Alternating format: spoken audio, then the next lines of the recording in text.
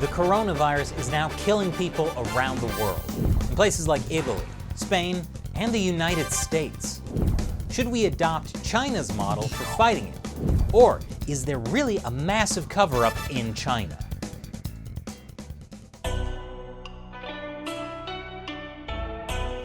Welcome back to China Uncensored. I'm Chris Chappell.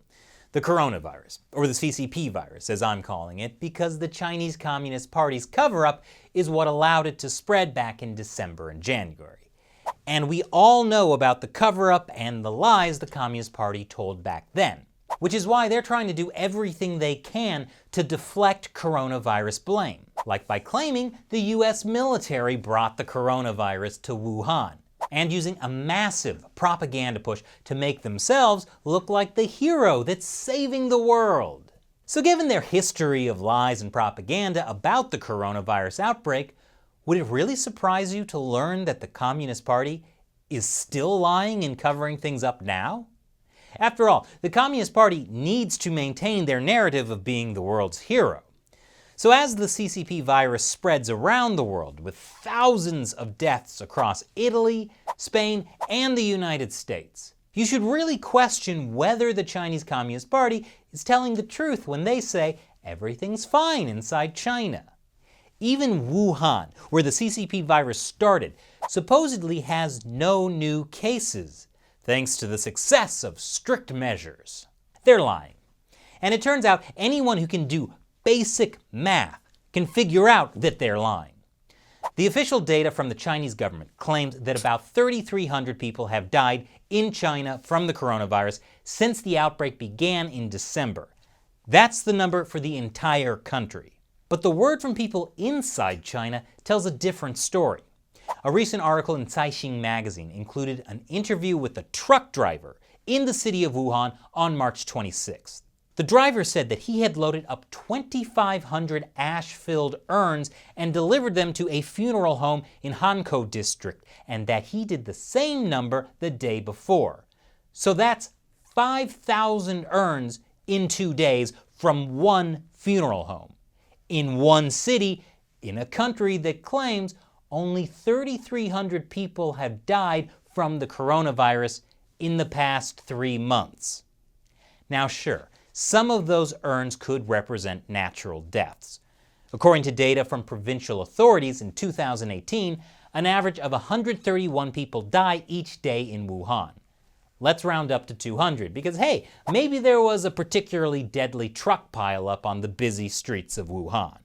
We're still talking about more urns on this truck in 2 days than the official coronavirus death toll in all of China in 3 months. This is a lot of dead people. Yes, each cardboard box is one urn. And according to Caixin, there are 3,500 urns in this photo. I've given just one example from one funeral home, so I hope by this point you're thinking, something fishy is going on. What's the real death toll from the CCP virus across China? Well, probably nobody knows the exact number, because there are lots of great ways to cover up the death toll. And some of them work so well that officials can no longer keep track even if they wanted to. One way to cover up the death toll is force people to stay in their homes. Don't actually test them. If they die, they were never tested for the CCP virus, so they don't count in the official statistics. Back in January and February, reporters inside China had documented multiple cases of this exact thing happening. Patients died of the coronavirus, but they were never officially tested. A second way to cover up the death toll is, if someone dies of complications from the CCP virus or had an underlying condition, doctors are encouraged to write that as the cause of death. Like it'll say severe pneumonia or heart disease instead of the coronavirus. This also doesn't get counted in the official statistics. For a long time, China has done this with flu deaths too. That's one reason that China reports extremely low numbers of deaths from the flu, only dozens of cases a year. By contrast, the US government uses statistical modeling to estimate the number of influenza-associated deaths in America each year, which is usually in the tens of thousands. This is why I say, don't trust official Chinese government statistics. There are so many ways to manipulate them. A third way to cover up the CCP virus death toll is blatant censorship. China's most popular social media app, WeChat, has been censoring user-posted content related to the coronavirus since January. A fourth way is authoritarian pressure. The official party line since mid-March has been that the spread of the virus has been basically curbed in Hubei province and the city of Wuhan, the original epicenter. So imagine you're a local official in Wuhan, and you see that people in your district are continuing to die from the coronavirus at an alarming rate. Or even worse, it looked like things were getting better, but now they're getting bad again. You can either A, tell the higher-ups that a lot more people are dying and dear leader Xi Jinping's official narrative is wrong, or B, keep your fool mouth shut and sweep the ashes under the rug. I think they're all choosing option B, so they can keep their jobs and their lives. This is the reality of being a local official in an authoritarian regime. You're forced to toe the party line. It's like the 1986 Chernobyl accident in the Soviet Union. Watch that show Chernobyl on HBO, and you'll see how everyone's first response is to downplay how bad things are because they don't want to get in trouble. Nuclear meltdown is not possible. It's just small fire. So for all these reasons, we know there's a cover-up of the death toll from the CCP virus in China. How many people have really died? Let's look at some estimates. I've seen reports that China has lost 21 million mobile phone subscribers in the past 3 months, and maybe this means they're all dead. That's probably not what's happening. According to official data, the number of mobile phone lines dropped from 1.6 billion to 1.579 billion. Going from 1.6 billion down to 1.579, that's about 21 million fewer phone lines. But even 1.579 billion is vastly more phone lines than people in China, including babies.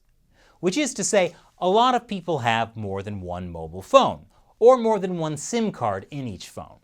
Dual SIM phones are pretty common in China, and at a time of economic crunch, it makes sense to cancel extra lines. Like, you had to close your small business? Cancel that extra line. You and your wife are quarantined in Wuhan, and you can't travel to Shanghai to see your mistress. Cancel her extra line. If 21 million people had died from the CCP virus, that's probably too many people to cover up. But the Chinese regime could easily be covering up a death toll that's in the tens of thousands, still much bigger than the official death toll of 3,300. That seems to be what's happening. This article in the UK's Daily Mail says scientific advisors told Prime Minister Boris Johnson that the number of cases of coronavirus in China could be downplayed by a factor of 15 to 40 times. Now, I'm not saying the Daily Mail is the most trustworthy source of news, but they're not the only ones making this claim. And a factor of 15 to 40 times sounds about right based on, again, some simple math. This Radio Free Asia article looks at a few different estimates for the death toll. It says some social media posts have estimated that all 7 funeral homes in Wuhan are handing out 3,500 urns every day in total. And they're trying to complete this before April 5th.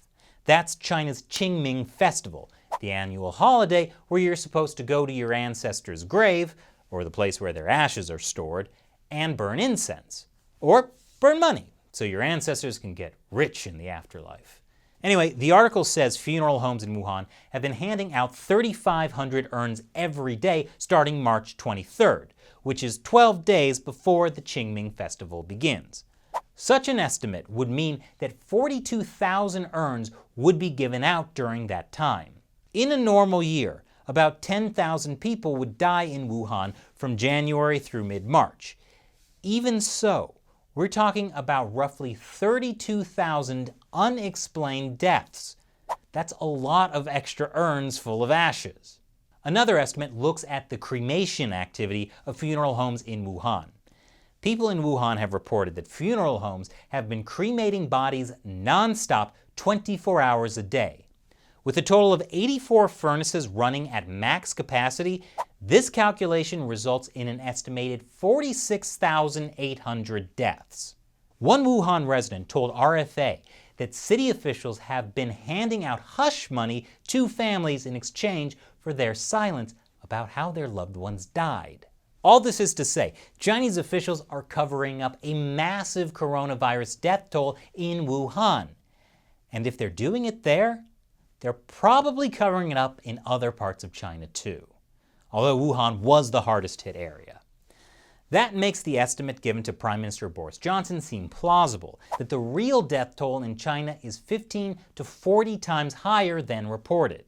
Incidentally, Boris Johnson himself has tested positive for the coronavirus after visiting a hospital and shaking hands with everybody. But my point is, when Western media report that Italy's death toll overtakes China's, or that Spain's death toll surpasses China's, that is really sloppy reporting, because they're comparing death tolls reported by transparent Western governments with death tolls reported by a brutal authoritarian regime that for sure covered things up back in January and is almost certainly still covering up things now. And that's a big deal, because the Chinese regime is in an all-out propaganda push, saying other countries should use China's model for fighting the coronavirus. Hopefully people reading those misleading articles won't fall for it. So when Western media ask, can China's coronavirus strategy work elsewhere? The answer should be no, because it hasn't even worked in China. Next, I'll answer a question from a China Uncensored supporter, one of the people who contributes to us through the crowdfunding website Patreon. Sandra Wu asks, I just learned of a petition at this whitehouse.gov link. What do you think of this? Would you be talking about this in a future episode? Thanks for your question, Sandra. So here's the petition. It says, let's start calling the novel coronavirus the CCP virus. It's not my petition, but I totally agree with the idea. In fact, 2 days before that petition was created, I made a similar suggestion. It was the Chinese Communist Party that turned a small number of infections into a global pandemic by covering it up. And that's exactly what they're trying to distract us from. So, let's call it what it really is. The CCP coronavirus. And lately I've been calling it the CCP virus for short. So yeah, it's a great idea. And it's much better than calling it the Chinese virus, because the Chinese regime can't claim we're being racist if we call it the CCP virus. I don't know whether the petition will convince President Trump, but it might be seen by his advisors. Regardless, signing it sends a strong message. So I would encourage people to sign it, and also to get your friends and family to adopt the term CCP virus in everyday conversation. In fact, I've created a special graphic that you can spread on social media. I put a link for that in the description below. Have fun. Thanks for watching, and thank you to my supporters who help us keep the show going.